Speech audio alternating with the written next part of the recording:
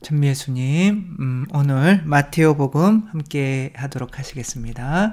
성부와 성자와 성령의 이름으로 아멘. 저희가 지금 마테오 복음이 12번째이죠. 13장 하고 이제 오늘 13장 해야 되는데 지금까지 마테오 복음을 보면서 이제 핵심적인 거는 마테오는 교회를 통해서 자신이 구원된다고 이렇게 믿는 거고, 사실 그게 정답이죠.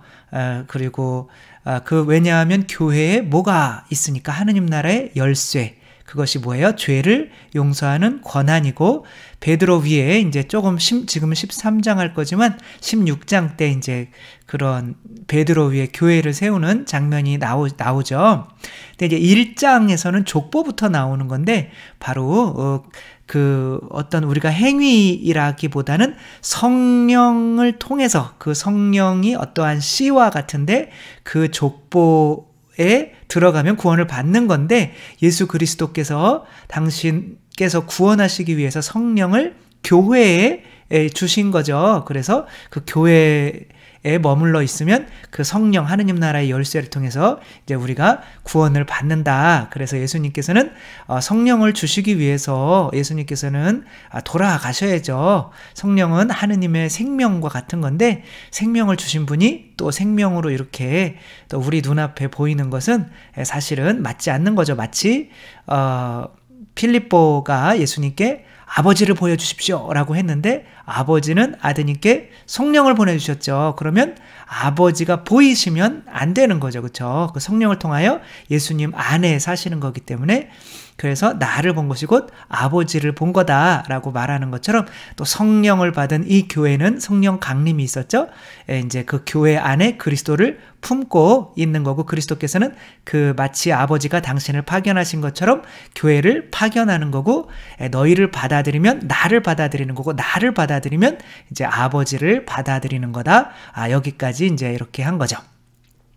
그리고 이제 11장에서는 그렇게 파견을 했는데, 이제 파견하는 입장에서 이야기를 한 거고, 11장에서는 어떠한 이야기들이 나오냐면, 11장에서는 이제 회개, 이제 나도 이제 마테오가 엄청나게 그래도 본인이 생각할 땐 죄인이었잖아요.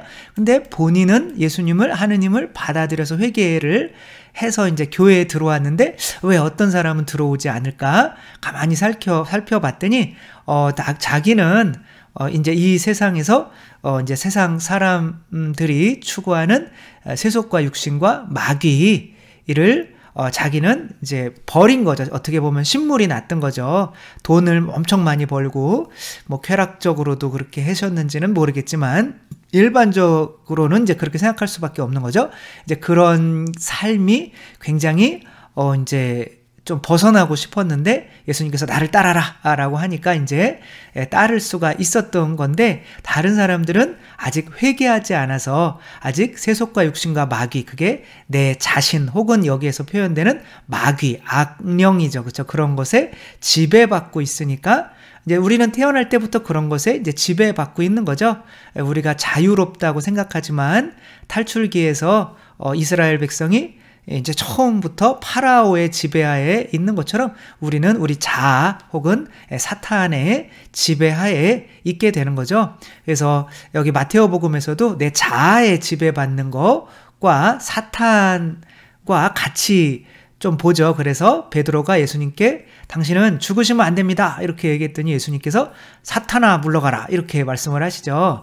그러니까 진짜 사탄이 아니라 너는 하느님의 일은 생각하지 않고 사람의 일만 생각하는구나 이렇게. 그러니까 사람의 일이라는 게 뭐예요? 내가 돈에 대한 욕심, 쾌락에 대한 욕심, 그다음에 교만에 대한 욕심, 뭐 자존심 세우는 거, 명예, 이런 것들이죠. 근데 뭐 그런 것들이 이제 우리가 노예 생활을 하고 있는데, 회개라고 하는 것은 바로 뭐에 멍에를 매는 거예요?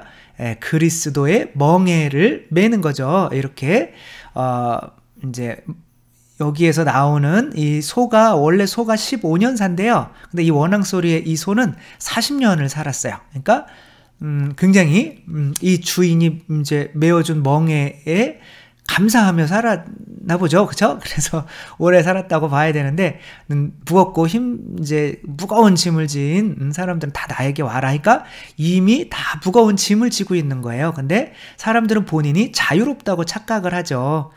나는 뭐 자유로워 그러지만 실제로는 다 죄의 노예인 거죠. 세속육신 마귀의 노예인 거죠. 만약에 사춘기 아이들이 게임만 한다고 방에 이렇게 들어박혀 있으면 너는 참 자유롭구나 이렇게 생각해요. 너는 무언가에 지금 억눌려 있어 라고 하지만 그 아이는 나는 자유로워요 이렇게 얘기할 수 있는 거죠. 어떤 사람은 뭐 성적인 것에 굉장히 그래서 바람을 안 피면 못 배겨요. 왜 이런 얘기를 할까요? 그래서 아무튼 그렇게 하는 거지만 또 어떤 가정생활을 잘하고 행복하게 둘이 사는 사람들이 볼 때는 저거는 어떤 성욕의 노예가 되어 있는 것으로 보이는 거죠. 근데 그것으로부터 자유로워지려면 어떻게 해야 돼요? 나는 이제 노예 생활을 할 수밖에 없어요. 나는 집과 같거든요. 그러니까 집은 주인이 있어야 되는 거거든요. 그러니까 처음에는 뱀이 주인이었던 거예요. 그러니까 내 세속육신 마귀. 근데 요 뱀을 밟아줄 다른, 그러니까 이제 지금까지는 그 뱀의 욕구를 쫓아서 그 욕망대로 살아왔는데 이제 그 뱀의 욕망대로 살지 않으려면 또 다른 욕망에 내 멍에를 매야 되는 거죠. 그게 바로 그리스도이신 거죠. 그렇죠? 그래서 그리스도께서 밖에서 이렇게 요한 묵시록에 보면 문을 두드리고 있는데 우리가 열어주면 그분께서 우리의 이제 뱀을 밟으시고 당신의 멍에를 메어 주시는 거죠. 당신의 멍에는 이제 세속육신 마귀와 반대되는 어떤 욕구인 거죠. 그걸 뭐라고 그래요? 두 자로 하면 사자로 시작하고 사랑이죠. 그쵸? 사랑의 욕구죠. 그러니까, 이제 뱀의 욕구와 비슷한 건가요? 반대인가요?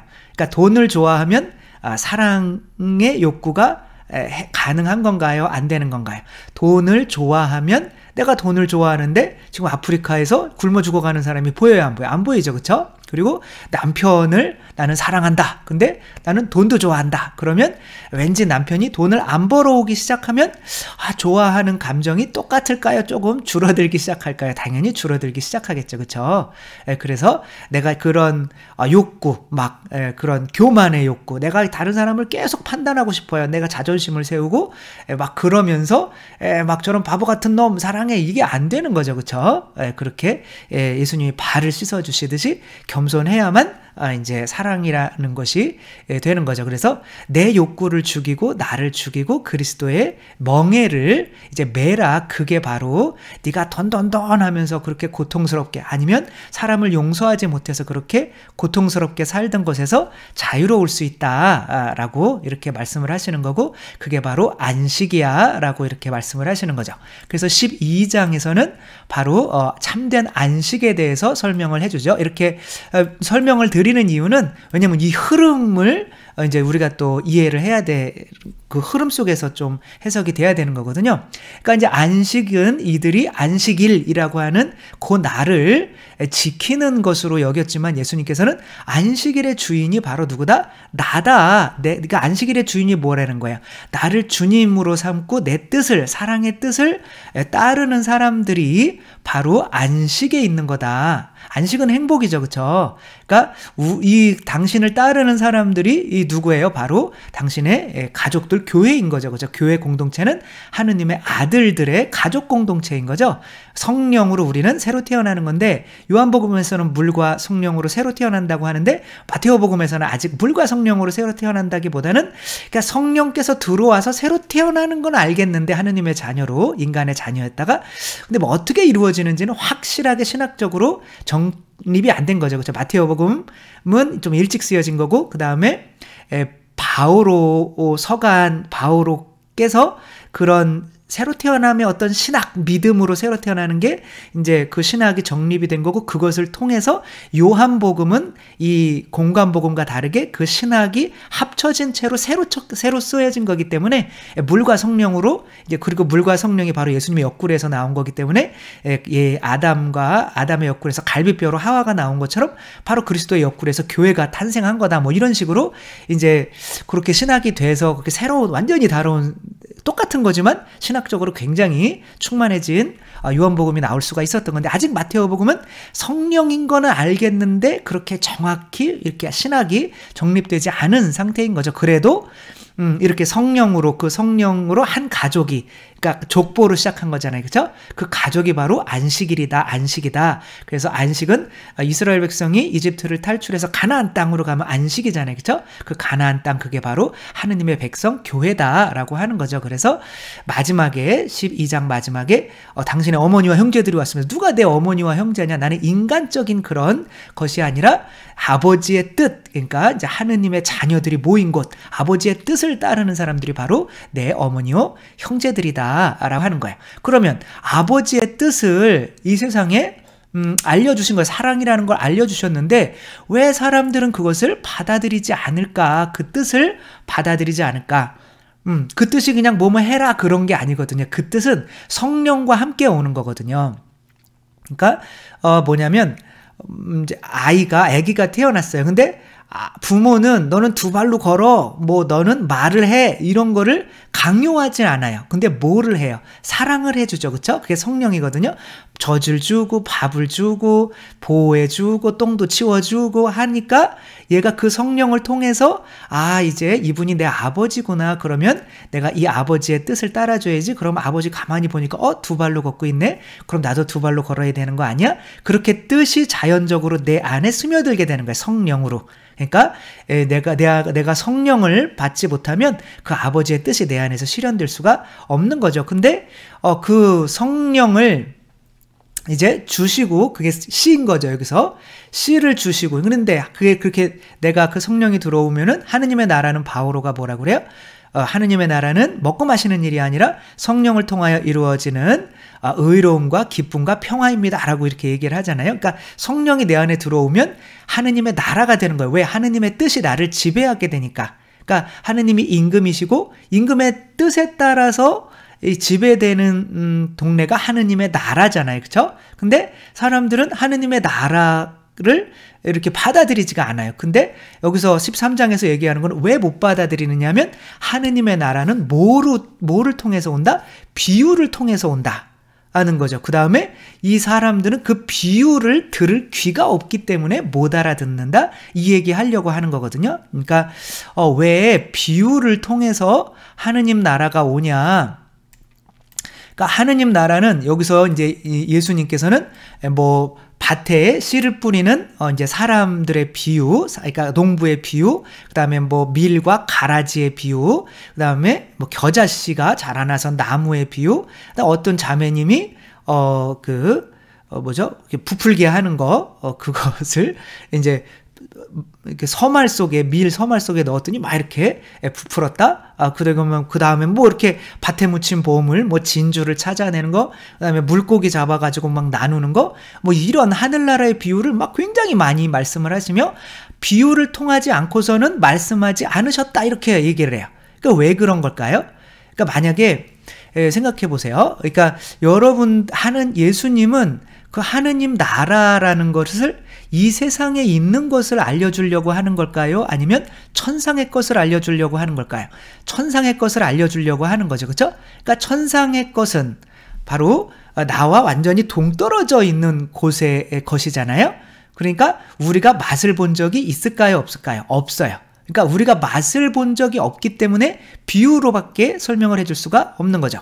어떤 꿀에 대한 천재, 완전히 꿀에 대해서 전 세계에서 가장 유명한 박사님이 있었어요. 그래서 그 꿀을 만드는 꿀벌들이 어떤 종류가 있는지, 그 꿀벌들의 이제 손톱에 때는 어떤 게 있는지, 뭐 하면서 뭐 책을 100권 이상 쓰고, 그리고 꿀의 이제 성분이나 이런 것들을 또 뭐 100권 이상 썼어요. 그러니까 뭐 꿀에 대해서 까불면 안 되는 거죠, 그분 앞에서. 근데 이제 그분은 이제 문제가 뭐냐면 꿀이라는 걸 먹어본 적이 없어요. 그래가지고 이제 어떤 사람이 우연치 않게 꿀 맛을 본 거예요. 성모님이 이제 예수님이 당신 안에 태중에 잉태됐을 때 이제 성령으로 예수님이 잉태되니까 하느님 나라가 체험된 거잖아요, 그렇죠? 그러니까 예수님은 이걸 그러니까 성모님은 이게 비유로밖에 이제 설명이 안 되는 거예요. 하느님 나라가 뭔지. 그러니까 그거는 이 세상 것이 아니거든요. 그러니까 이 꿀을 먹고 온 애가 그 교수님의 설명을 듣다가 보니까 이거 조금 그건 아닌 것 같아. 그러니까 표정이 깨으름직하니까 교수님이 이렇게 하다가 야, 너 뭐 불만 있어? 그러니까 내가 가르치는 게 뭐 불만이야? 근데 아니요, 다 맞는 거는 같은데 왠지 그거는 또 아닌 것 같고, 그러니까 야, 그럼 네가 꿀 먹어봤어? 네가 설명해봐. 그럼 꿀 뭐 설명해봐. 그러니까 그러니까 꿀을 안 먹어본 사람한테 어떻게 설명해야 돼요? 그러니까 꿀은 마치 엄마가 나를 안아줄 때 그 느낌 같아요. 아주 그냥 달콤했거든요. 그러니까 무슨 헛소리요. 꿀은 성분이 이렇고 그냥 또 다시 뭐 한 3시간 동안 이야기하는 거죠. 그러니까 아니 그게 아니고요. 꿀은 마치 꽃향기와 같고 설탕은 먹어봤을 거 아니에요. 설탕 맛도 좀 비슷하고, 그러니까 뭐 이렇게 설명을 해줄 수가 없는 거죠. 그렇게 태양의 따뜻함 뭐 이런 거 이제 그렇게밖에 설명을 못 해주는 거죠. 그래서 하느님 나라는 비유로밖에 설명을 못 해요. 나중에 마테오는 하느님 나라의 이 비유 자체가 누구예요? 바로 교회이고 바로 예수 그리스도인 거예요.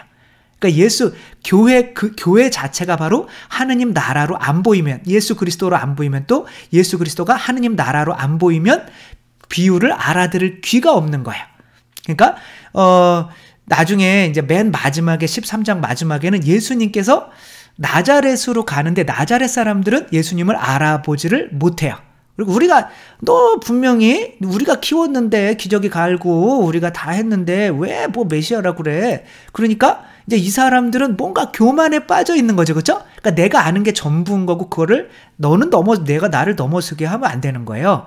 그러니까 가만히 보니까 사람들이 그러니까 세속 육신 마귀가 바로 이 비유를 들을 귀를 막아버리는구나, 이런 생각을 할 수밖에 없는 거죠. 그렇죠? 그러니까 밭에 뿌리는 씨앗의 이야기를 하면서 그 길에 뿌려지는 거는 그냥 그 땅에 스며들지도 못하고 바로 새들이 와서 가져가요. 그리고 새들은 악마인 거죠. 사탄인 거죠. 그러니까 내가 옳다는 거죠.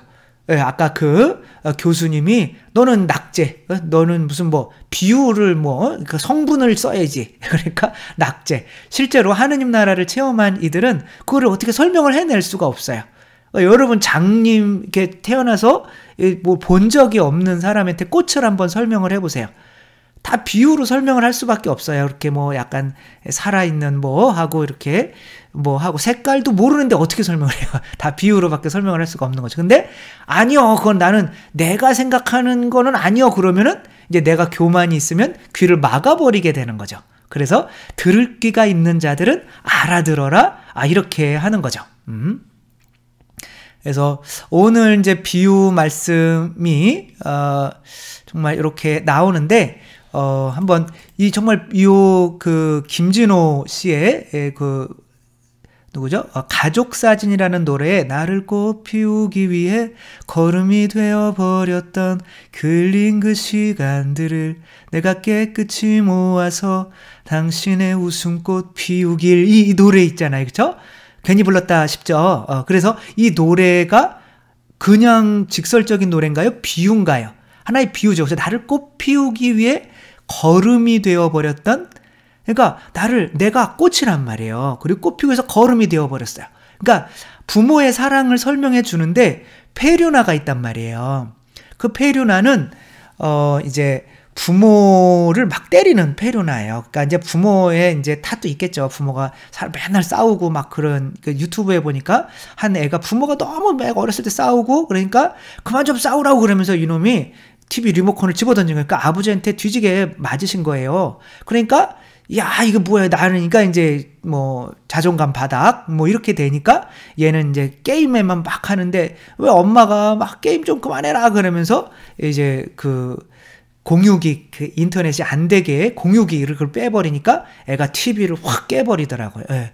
그러니까 아무튼 그런 애들이, 예, 엄마의, 부모의 사랑을 설명할 때 부모는 너를 꽃 피우기 위해서 걸음이 된 거야. 그러면 뭔 헛소리냐고, 이렇게 막아버릴 수밖에 없는 거죠. 예, 그렇게 귀가 없는 세속육신 마귀, 그러니까 회개를 하지 않았다면 내가 세속, 돈에 대한 욕심, 이런 것들에 대한 욕심, 왜냐하면은 하느님 나라가 사랑이기 때문에 그것과 반대로 가는 거기 때문에 이제 그것에, 그 욕구에 치중해 있는 사람은 그 욕구가 마치 이런 것처럼 귀도 막고 눈도 막고 입도 막아 버린다는 거죠. 그러니까 비유를 알아들을 수가 없다는 거죠. 자, 이제부터는 우리가 본문을 통해서 이 비유 말씀을 잘 알아들을 수가 있는지 한번 살펴보도록 하겠습니다. 네, 씨 뿌리는 사람의 비유가 먼저 나오죠. 그쵸? 씨는, 예수님, 하느님의 말씀, 성령, 이렇게 보면 될 것 같아요. 하느님의 나라에 어떤 씨가 뿌려지는 거죠. 그날 예수님께서는 집에서 나와 호숫가에 앉으셨다. 그러자 많은 군중이 모여들어 예수님께서는 배에 올라 앉으시고 군중은 물가에 그대로 서 있었다. 여기서 한번 보세요. 여기서 분명히, 이 배와, 거리를 나타내죠. 그렇죠? 예수님이 계신 곳 배와 물가의 사람들은, 그러니까 예수님은 배에 계신 거고 여기에는 이제 뭐가 가로놓여 있는 거예요? 물이 가로놓여 있는 거예요. 그러니까 이제 예수님은 섬에 있었던 거고 우리는 이 세상에 있었던 거예요. 근데 이분이 성모님께서 받아들여서 여기에 오신 거예요. 그러니까 비유라는 건 뭐냐면 여기에 있었던 하느님 나라를 설명해 주기 위한 다리와 같은 거란 말이에요. 그러니까 사람들이 이해를 못하니까.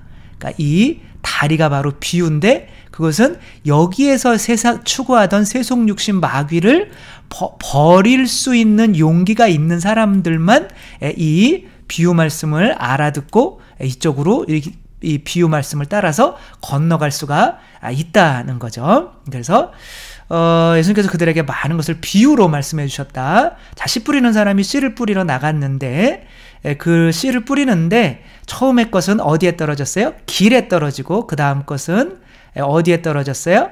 돌밭에 떨어지고 그 다음 것은 어디에 떨어졌어요? 가시덤불에 떨어지고 그 다음 것은 이제 좋은 땅에 떨어졌는데 좋은 땅에 떨어진 것도 30, 60, 100배의 열매 차이가 있는 거죠. 그러니까 여기서 이제 비유를 이렇게 말씀을 하시는 거예요. 그러니까 그만큼 그 말씀이 하느님 나라가 안 이루어지는 게 어떤 세 가지 이유가 있다는 거죠. 그렇죠?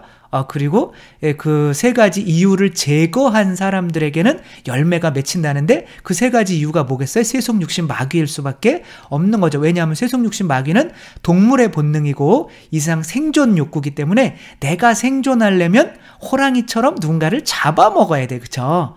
그리고 이제 예수님은 네가 죽어서 군고구마가 돼줘야 돼 라고 다른 사람에게 양식이 되는 이 사랑을 의미하는 거기 때문에 욕구 자체가 반대이기 때문에 그 세속육신 마귀의 욕구를 버리지 않으면 이 비유 말씀을 이해할 수가 없게 되는 거죠. 근데 그래서 비유로 말씀하신 이유를 이렇게 설명해 줄 수밖에 없는 거죠. 제자들이 예수님께 다가와서 왜 저 사람들에게는 비유로만 말씀하십니까? 예수님께서 너희에게는 하늘나라의 신비를 아는 것이 허락되었지만 저 사람들에게는 허락되지 않았다. 그러니까 그 사람들은 아직 그것을 이제 벗어나려고 하는 마음이 없는 거죠. 그래서 사실 가진 자는 더 받아 넉넉해지고 가진 것이 없는 자는 가진 것마저 빼앗길 것이다. 이 가진 자는 이게 뭘 의미하냐면은 그 회개의 세례를 받은 사람을 의미할 수밖에 없겠죠. 그렇죠? 그래서 가진 것이 없는 자는 아직 회개하지 않은 자, 가리옷 유다 같은 경우는 회개하지 않고 예수님을 따랐기 때문에 어떻게 된 거예요? 자기 예수님도 팔아먹게 된 거죠. 그렇죠? 그래서 내가 그렇게 저 사람들을 비유로 말하는 이유는 저들이 보아도 보지 못하고 들어도 듣지 못하고 깨닫지 못하기 때문이다. 여기서 깨닫는다는 건 굉장히 중요한 것으로 지금 표현되고 있어요. 여기 복음에서는 저 백성의 마음은 무디고 귀로는 제대로 듣지 못하며 눈은 감았기 때문이다. 이는 그들이 눈으로 보고 귀로 듣고 마음으로 깨닫고서 돌아와서는 내가 그들을 고쳐주는 일이 없게 하려는 것이다. 마치 예수님께서 그들을 고쳐주지 않으시려는 것처럼, 이거는 이사야서를 인용한 것인데 그렇게 말씀하시는 것처럼 이것이 이제 어떤 사람들은 저기로 여기거든요. 그 예정론. 그래서 어떤 사람은 이미 구원받기로 예정되어 있고 어떤 사람은 예정되어 있지 않고 이렇게 이야기를 하는 건데, 그런 것이 아니라 가룟 유다처럼 이제 그런 사람들을 아직 세속육신 마귀에 이제 그것을 행복이라고 여기는 사람들을 이 교회에 불러들여 봐야 이제 밖에서 그냥 명예욕이 있었는데 잘 안 됐던 사람은 교회에 와서 그냥 어떤 자리라도 맡아보려고 그러면서 오히려 교회에 방해가 되고, 돈에 대한 욕구가 있었던 사람은 교회에 들어와서도 사람들의 돈을 꿔가지고 사기를 교회 내에서도 칠 수가 있는 거고, 이제 뭐 여러 가지 이제 교회 내에서도 성적인 욕구가 있는 사람들은 이제 그 교회가 이제 그런 식으로 분열되게 만드는 이제 그런 죄를 범하게 되는 그런 경우도 이제 벌어질 수밖에 없는 거죠. 그러니까 이제 그렇지만 이제 그렇게 일부러 막 그 사람들을 회개시키지 않아도 그냥 그 사람들이 가룟 유다처럼 들어오는 사람들은 있는 거죠. 그렇죠? 뭐 어쩔 수 없죠. 뭐 들어오겠다는데. 그래서 아무튼 이제 그런 거고, 그러니까 너희는 지금 너희 눈으로 볼 수 있으니 행복하고 들을 수 있으니 행복하다. 그러니까 귀가 있다는 거죠. 그렇죠? 너희 귀는. 그러니까 너희들은 지금 세상 주신 마귀를 버리고 회개하고 나를 따르는 거니까 괜찮아 라고 하는 거죠. 그래서 이제 씨 뿌리는 사람의 비유를 이제 설명을 해 주시는 거야. 자, 너희는 세상 주신 마귀를 이제 버렸지. 그러니까 내가 비유를 설명해 줄게 라고 하는 거죠. 그러니 너희는 씨 뿌리는 사람의 비유를 새겨들어라. 누구든지 하늘나라에 관한 말을 듣고 깨닫지 못하면 뭐예요? 악한 자가 와서 뿌려진 것을 빼앗아간다. 길에 뿌려진 거는 그런 거다. 이건 뭘 상징하겠어요? 교만을 상징하겠죠. 그렇죠? 교만을 상징하겠고, 그리고 돌밭에 뿌려진 사람은 막 들을 때는 막 기뻤다가 또 이제 금방 시들어버리는 육체가 그런 거잖아요. 육체적인 감정이. 그러니까 육체로 사랑한다고 하면 육체로 막 좋아했다가 또 육체적인 사랑이 그냥 감정이 없어지면 너 미워라고 하면 그냥 금방 헤어지는 결과가 이게 되는 거죠. 그렇죠? 사랑은 뭐로 이루어지는 거예요? 의지로 이루어지는 거예요. 하느님께서 나를 저 사람과 맺어 주셨으니까 끝까지 가야지 라고 하는 의지로 이루어지는 건데, 이런 사람들은 이제 하느님의 말씀이 그 안에서 이제 열매를 맺을 수가 없다는 거죠. 뿌리가 내리지 못하여. 이제 그 다음에 가시덤불 속에 뿌려진 이는 이제 뭐가 남았어요? 교만, 육체가 남았으니까 이제 뭐가 남았어요? 세속, 돈이 남은 거죠. 그렇죠? 이 말씀을 듣긴 하지만 세상 걱정과 재물의 유혹 때문에 그 말씀이 숨이 막아버려. 그러니까 성당에 나오라고 그랬더니 성당에 나가니까 뭐 11조 해라고 그랬다. 난 안 나갈래. 라고 하면서 이제 믿음을 저버리게 되는 거죠. 그러니까 이런 세 가지 욕망이 열매를 맺지 못하게 되는데, 많은 열매를 맺는 사람들도 이것은 계속 그 안에 있단 말이에요. 계속 줄여나가는 거죠. 그렇죠? 그래서 내가 얼마나만큼 이것을 줄인 거냐에 따라서 100배, 60배, 30배로 이렇게 차이가 난다 이거야. 그렇게 내 안에 말씀의 씨앗, 성령을 내 안에 받아들인 사람은 새롭게 태어나기 때문에 바로 새롭게 태어나지 못한 사람에 비해서 어떻게 되는 거예요? 심판이라는 게 이루어지는 거죠. 그래서 하느님께서 씨를 뿌려서 새로 변화된 사람을 이제 밀이 되는 거고, 그렇지 않고 그냥 그대로 있는 사람은 뭐가 되는 거예요? 가라지가 되는 거죠. 그렇게 심판이 이루어진다라고 하는 거야. 그래서 또 다른 비유를 들어서 말씀을 하셨는데, 하늘나라는 자기 밭에 좋은 씨를 뿌리는 사람에 비길 수 있다. 그 사람들이 자는 동안에 원수가 와서 밀 가운데 가라지를 덧붙이고 갔다. 그러니까 가라지는 우리나라는 이제 벼와 피인 거죠. 피살이. 제가 이제 저도 어렸을 때 피살이를 해봤는데 일하기 싫어가지고 그냥 벼를 몇 개 같이 뽑았더니 그만하라고 해서 이제 아무튼 머리가 좋았던 것 같아요, 저는. 그래서 처음에는 구분이 진짜 잘 안 가요. 많이 컸을 때 벼보다 이제 걔네들이 많이 올라오거든요. 그러니까 그럴 때 이제 뽑아내면 쉬운데, 그렇기 때문에 초반에 이렇게 물론 초반에 안 뽑아내면 또 영양분이 걔네한테 많이 뺏겨서 잘 안 되기는 하는 건데, 아무튼 여기에서는 먼저 뽑아내지 마라. 다친다. 이거 다른 것도 주인님 밭에 좋은 씨를 뿌리지 않았습니까? 그런데 가라지는 어디서 생겼습니까? 그러니까 원수가 그렇게 했구나. 그러니까 항상 우리는 복음을 전하는데 그러니까 성령, 악령 그런 거예요. 그래서 안 좋게, 그러니까 내 자아까지도 악령이라고 봐야 되는 거예요. 뭐 그렇다고 신부님이 우리 안에 악령이 다 마귀 들렸다고 그래요. 뭐 그렇게는 얘기하지 마세요. 그래서 아무튼 그런 쪽인 거예요. 베드로가 예수님 당신은 죽으시면 안 됩니다. 그랬더니 사탄아 물러가라 그러잖아요. 그러니까 너는 하느님의 일을 생각하지 않고 사람의 일만 생각하는구나. 그러니까 사람의 일, 내 자아의 뜻, 그것이 바로 사탄이 되게 만드는 거기 때문에 이제 그렇게 말씀드리는 거죠. 그게 원수인 거죠. 원수가 그랬거나, 그러니까 저희가 그것을 거두어낼까요? 그러니까 아니다. 그냥 자랄 때까지 냅둬라. 왜냐하면 다 이제 밀까지 다칠 수가 있으니까.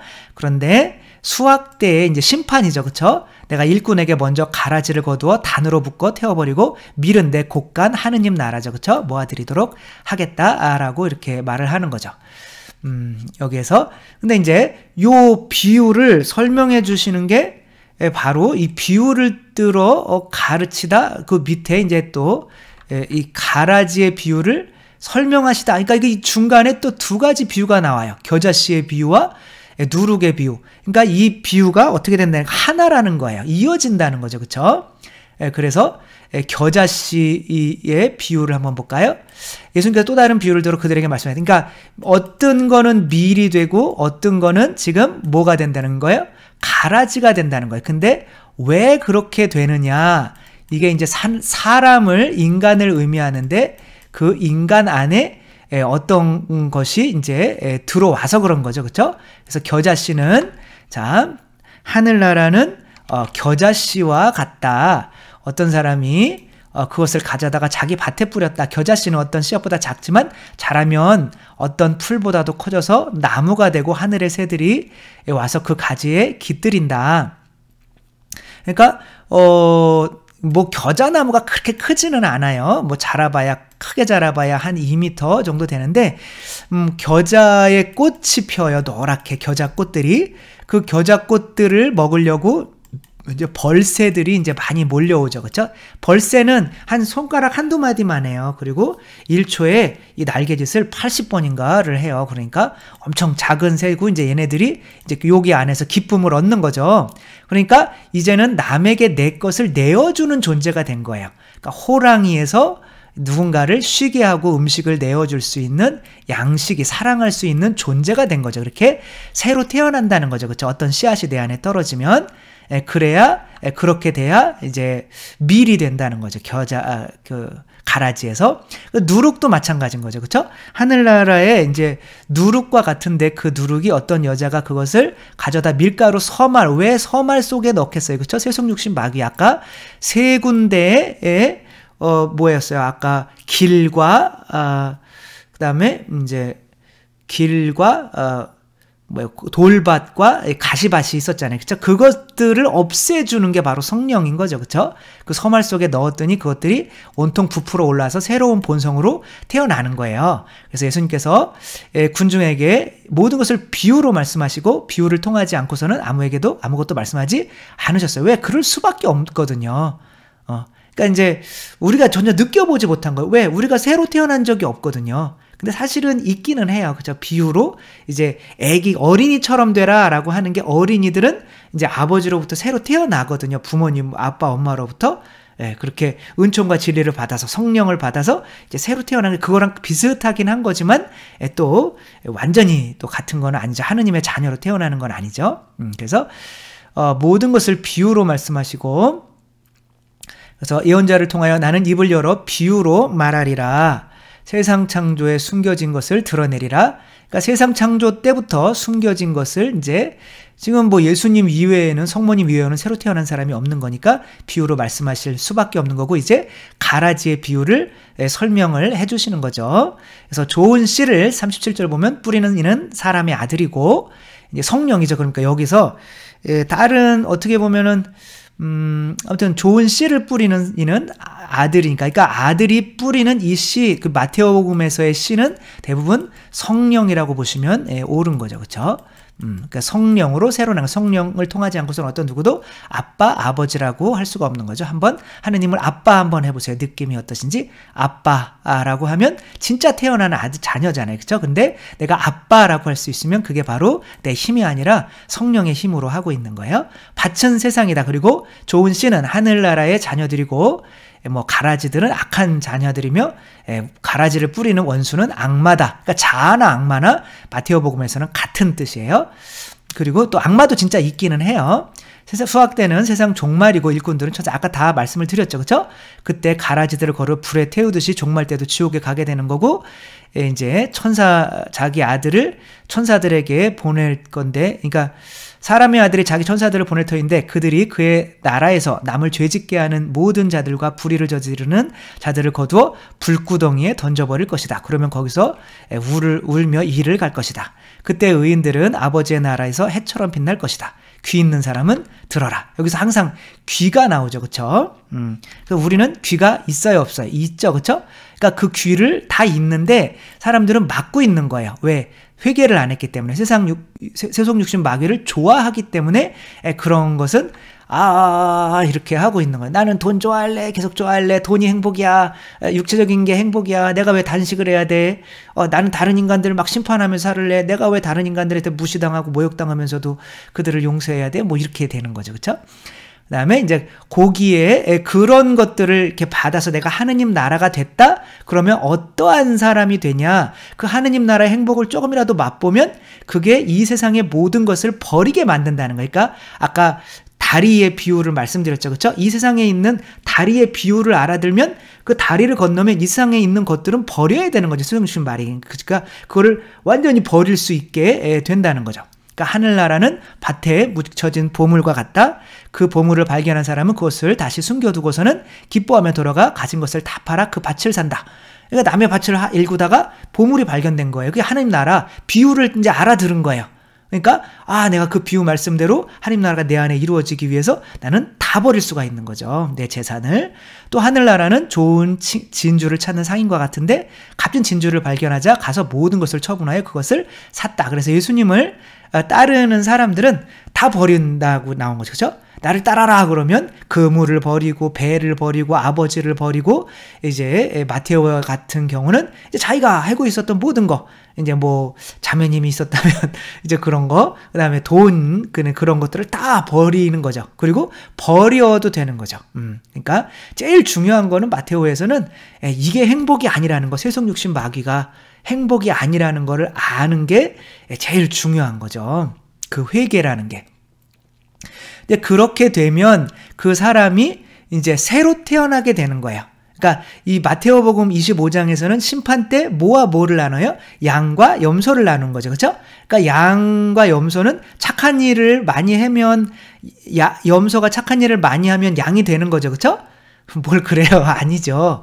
양과 염소는 태어날 때 정해지는 거지 착한 일이랑 상관이 없어요. 그렇죠? 염소든 양이든 다 같은 주인을, 목자를 따라다니는 건데 잠재울 때는 이렇게 분리를 해서 재우는 거거든요. 그러니까 성령으로 새로 나는 거예요. 착한 일 하는 게 아니라.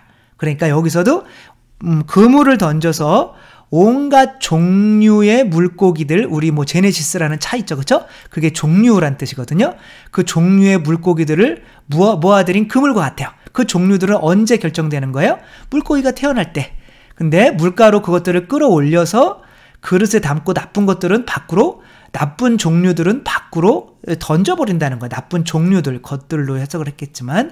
그리고 세상 종말에도 이렇게 될 것이다. 내 안에 씨가 뿌려서 내가 변화되지 않았다면, 내가 하나님 나라를 위해서 이 세상 모든 것들, 심지어 내 생명까지도 버릴 수 있게 되지를 않았다면 이제 하나님 나라를 차지하지 못하고 불구덩이에 던져질 것이라는 거예요. 거기서 울며 이를 갈 것이라는 거죠. 그렇죠? 그래서 이제 비유를 끝맺는 말씀으로 이렇게 말씀하시죠. 너희는 이것들을 다 깨달았느냐? 자, 이제 들을 귀가 있으면 이제 여러분들은 제가 한 말들을 다 깨달았죠. 그렇죠? 물론 뭐 그렇다고 제가 깨달았다 뭐 이런 건 아니에요. 그래서 그들이 이제 하고 이제 다 버리고 따랐으니까 되게 깨달은 거죠. 그렇죠? 그러므로 이제 뭐가 되는 거예요? 하늘나라의 제자가 된 거죠. 그렇죠? 하늘나라의 제자된 율법학자는 이게 뭐예요? 이제 율법을 아는 거예요. 율법은 뭐로 지키는 거예요? 우리가 노력해서 우리 힘으로 하는 게 아니라 성령의 열매인 거죠. 그렇죠? 성령을 통하여 이루어지는, 그러니까 성령의 열매가 뭐예요? 사랑인 거죠. 그렇죠? 그러니까 그 사랑이 이제 율법이 이제 완성이 되는 거예요. 이제 진짜 율법 학자가 되는 거예요. 그래서 곳간에서 새 것도 꺼내고 옛 것도 꺼내는 집주인과 같다. 이제는 마치 이 사람이 이제 새 것도 꺼내고 옛 것이라면 지금 깨달은 거 혹은 그런 것을 새 것이라는 비유를 통해서 이제 말을 해줄 수 있는 또 다른 교사가 된다는 거죠. 그러니까 그것을 하늘나라를 체험한 사람들은 또 다른 비유를 또 할 수 있는 사람이 된다는 거예요. 다른 사람들한테. 그것을 뭐 그대로 말해줄, 내가 성령으로 새로 태어나는 거를 어떻게 얘기해 줄 수 있겠어요? 저 같은 경우는 어린 아이들이 엄마의 사랑과, 그게 이제 은총이죠. 그죠? 그 다음에 아버지의 진리와, 그게 이제 아버지의 모범을 따르는 거죠. 그죠? 그래서 은총과 진리로 이렇게 새로 태어나야만, 늑대에게 자란 아말라 카말라는 그냥 네 발로 걷고 그러잖아요. 그쵸? 그러니까 새로 태어나야만 이제 그 사회생활을 할 수 있는 인간으로 새로 태어나는 거잖아요. 그렇죠? 그런 비유로 내가 하느님의 자녀로 새로 태어나는 것을 설명을 하고 있거든요. 저는 이제 그런 것처럼 비유를 이제 쓸 수 있게 된다라고 하는 거죠. 그래서 어떤 분들은 강론 같은 거를 이렇게 비유로 말을 하면 너무 그런 것은 조금 이렇게 저속한 것처럼 어떤 많은 그런 설명들을 해내야 하는 것처럼 이야기를 하지만 실제로는 사실 비유를 쓸 수 있다는 것은 어떤 것에 대한 맛을 보았기 때문일 수가 있다라는 거 이렇게 알았으면 좋겠습니다. 나자렛에서 무시를 당하시는 거예요. 이제 여기서는 뭐로 끝맺느냐면 바로 그 비유 자체가 바로 누구냐면 예수 그리스도라는 거예요. 그러니까 예수 그리스도가 비유이신 거예요. 그러니까 그냥 볼까요? 예수님께서 고향에 가시고 회당에서 사람들을 가르치셨다. 그러자 그들은 놀라서 이렇게 말하였다. 저 사람이 어디서 저런 지혜와 기적의 힘을 얻었을까? 그러니까 그 안에 이제 하느님 나라가 이루어져 있잖아요. 그렇죠? 근데 사람들은 그것이 예수님이 비유이기 때문에 겉모양만 보고 그 안에 있는 실제의 뜻은 이해하지 못하는 거예요. 왜? 자기들이 예수님에 대해서 알고 있는 이 지식, 그 교만, 그 자존심을 내려놓기 싫으니까. 그러니까 아까 씨 뿌리는 사람들에 비하면 그 길과 같은 거죠. 그래서 저 사람 목수의 아들이 아닌가? 그의 어머니는 마리아, 우리 그 형제들 아닌가? 여기서 또 뭐 예수님 형제들이 있었다고 그래서 그 형제들 아니에요. 그 옛날 언어로는 그냥 사촌까지 다 형제들이었어요. 그의 누이들도 우리 모두와 함께 살고 있지 않은가? 그런데 저 사람은 어디서 모든 것을 얻었지? 여기까지 해서 뭐지? 그러면 그 변할 수도 있겠는데? 라고 이렇게 비유를 깨달아야 되는데 그냥 물리쳐 버리는 거죠. 그러면서 그들은 그분을 못마땅하게 여겼다. 왜 우리가 틀려야 돼? 뭐 이런 거죠. 그래서 예수님께서 그들에게 이르셨다. 예언자는 어디에서나 존경받지만 고향과 집안에서는 존경받지 못한다. 그리고 그들이 믿지 않으므로 그곳에서는 기적을 일으키지 않으셨다. 이렇게 끝나고 있는 거죠. 근데 예수님께서 이렇게 제 13장에서는 당신께서 이렇게 만들려고 하는 안식, 하느님 나라의 공동체에 하느님의 자녀들의 공동체를 만들려고 하는데, 그러려면 비유를 들을 수 있는 능력이 있어야 되는데 그 비유를 들을 수 있는 능력이 바로 들을 귀라는 거죠. 그렇죠? 그리고 비유로밖에 설명을 할 수가 없는 거죠. 근데 그 들을 귀가 있으려면 먼저 뭘 깨달아야 되는 거냐면 이 세상에 있는 돈에 대한 내가 돈 좋아하는 마음, 그것 자체가 행복이 아니라 고통이라는 거. 그 다음에 내가 육체적으로 예수님이 40일간 단식하는 게 왜 뭐하러 저렇게 해서 뭐하러 저렇게 고통받아, 이런 것처럼 어떤 내 육신을 그렇게 절제하는 그런 의미를 모른다거나, 혹은 내가 계속 다른 사람을 이렇게 심판하고 아까 나자렛 사람들처럼 내가 오라, 왜 하느님이 뭐 어디 있어?